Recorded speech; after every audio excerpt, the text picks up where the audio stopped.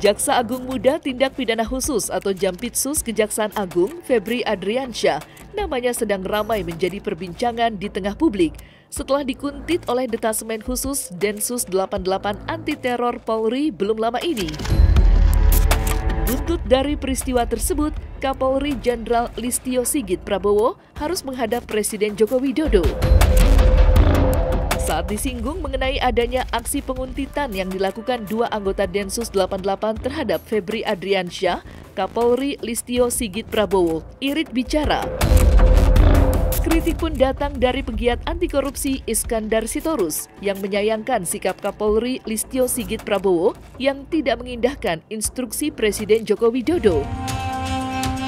Kita prihatin kasus sudah sebesar ini. Besok BPK melahirkan pemikiran dan hasil karya penghitungan yang luar biasa. Tapi aparat hukum kita yang coba, ada oknum aparat hukum yang coba-coba menghentikan proses penyidikan ini, menakut-nakuti, membuat tindakan yang barbar. Tetapi Kapolri yang sudah diperintahkan oleh Pak Presiden, ini Pak Presiden Jokowi loh memerintahkan, tapi Pak Kapolri nggak mau memberikan pernyataan apapun gitu. Tidak bisa mencarikan solusi terhadap hal ini. Sayang itu terjadi. Kami nggak ngerti kenapa Kapolri bisa seperti itu gitu. Yang kita tahu kan Kapolri adalah bagian dari pembantu Presiden. Harusnya mensukseskan itu semua. Tapi apapun itu kita tunggu besok. Sudah saya panggil tadi. Arahannya gimana Pak? Tanyakan langsung ke Kapolri. Ya, Kapolri ada. Pak, tadi kan Bapak soal PDIP, Pak. Oh, Kapolri ya, Kapolri. Tanyakan ke Kapolri langsung. Kan dengan Pak JK, kan sudah sama-sama menyampaikan nggak ada masalah. Memang nggak ada masalah apa-apa juga. Terlepas dari polemik penguntitan yang dilakukan dua anggota Densus 88 terhadap Jaksa Agung Muda, Febri Adriansyah, Kejaksaan Agung dikabarkan akan segera merilis jumlah kerugian lingkungan kasus korupsi tata niaga komoditas timah wilayah izin usaha pertambangan PT Timah Tbk tahun 2015 sampai 2022. Setelah selesai diaudit oleh Badan Pengawasan Keuangan dan Pembangunan atau BPKP. Sekretaris Pendiri Indonesian Audit Watch Iskandar Sitorus menyebut jika angka kerugian yang harus ditanggung negara mencapai 280 triliun, yang artinya jauh lebih besar dari angka yang saat ini beredar luas, yakni 271 triliun. Kami mendapat informasi bocoran bahwa ternyata ada hal baik di dalam penanganan kasus timah yang sedang disidik oleh Kejaksaan Agung. Ternyata perhitungan Kejaksaan Agung yang dibantu oleh ahli lingkungan UI yang menyebut kerugian total terhadap hal ini lingkungan itu adalah sekitar 271 triliun. Benar adanya.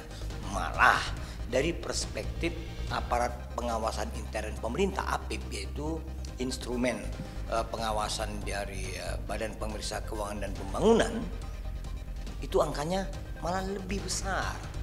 Jadi yang keraguan publik yang menyebut bahwa angka ini seperti diragukan menjadi bisa terbantahkan.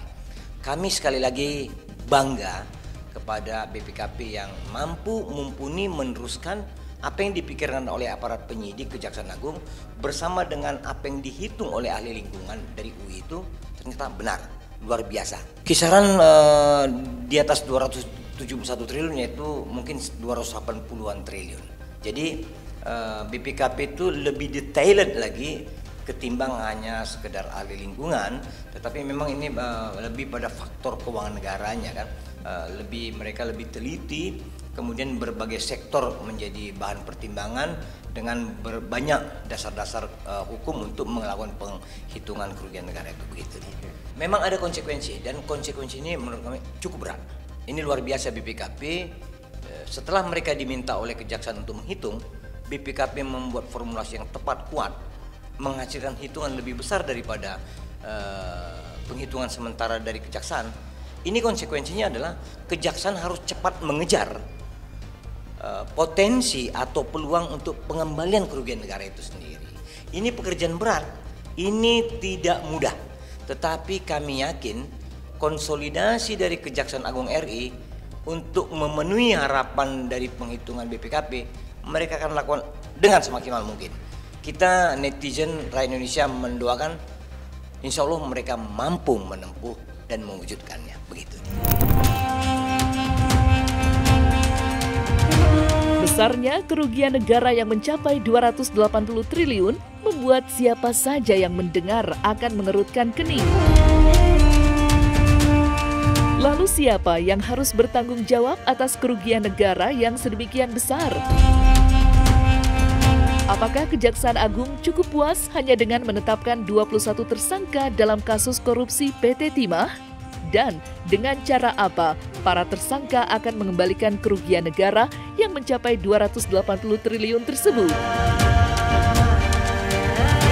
Konsekuensi terhadap tersangka ya mau tidak mau jangan-jangan harta di luar yang mereka garap atau mereka dapatkan dari kasus Timah ini bisa-bisa ikut harus, kalau saran kita, dirampas untuk menjamin kepastian pengembalian kerugian negara ini.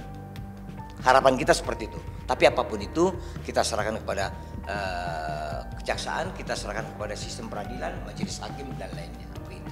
Kami mau sebut mengingat perhitungan dari kejaksaan dan BPKP, mohon maaf, nggak ada apa-apanya aset keluarga Harvey Muiz, nggak ada apa-apanya, nggak mampu mengganti ini, jauh dari harapan. Jadi artinya persepsi yang mereka bentuk bahwa mereka orang berada sekalipun berbanding dengan kerugian negara ini jauh nggak mampu lah mereka tutupin. Itu pasti orang besar dan harapan kita harus bertambah. Jadi kita berharap agar Kejaksaan Agung tidak berhenti hanya di 21 orang, tetapi harus sampai kepada korporasi-korporasi, bahkan harus mereka bisa sentuh Jenderal B ini. Gitu. Kami yakin Kejaksaan Agung udah paham itu Jenderal B ini siapa. Jadi tidak sembarang, karena tingkat kepastian pengembalian kerugian negara itu ada di semua pelaku ini. Kalau ini tanggung, justru kami takut rasa simpati netizen publik terhadap Kejaksaan Agung turun. Lebih baik ini diformulasi menjadi dia harus tersangkakan sebanyaknya orang yang terlibat dalam kasus ini. Harus Direktur PT Timah itu seluruh BOD sejak tahun 2014 itu, seluruh komisaris sampai hari ini harus ikut diperiksa. Jika terdeteksi secara langsung terlibat, tersangkakan, kemudian rampas hartanya untuk menjamin kepastian pengembalian kerugian negara. Begitu dia. Kalau kita lihat memang tidak seperti itu perbandingannya. Jadi kerugian itu tidak mungkin mereka mampu mengembalikan sedemikian, tetapi akan timbul efek jerah. Kemudian kalau harta-harta mereka yang terkonsolidasi kejahatan ini bisa disita negara, lantas ada kepastian lain kalau itu kurang dengan cara hartanya yang ikutannya itu bisa juga untuk disita negara, plus hukuman itu kita melihat setara, sudah imbal balik atas kelakuan mereka. Jadi mungkin seperti itu yang paling ideal, paling sempurna. Kalau tidak, kasihan bangsa kita, alamnya dirusak, rakyatnya menderita, mereka pesta pora. Saran kami kepada Kejaksaan Agung, corporate crime, pelaku kejahatan perusahaan harus segera ditetapkan.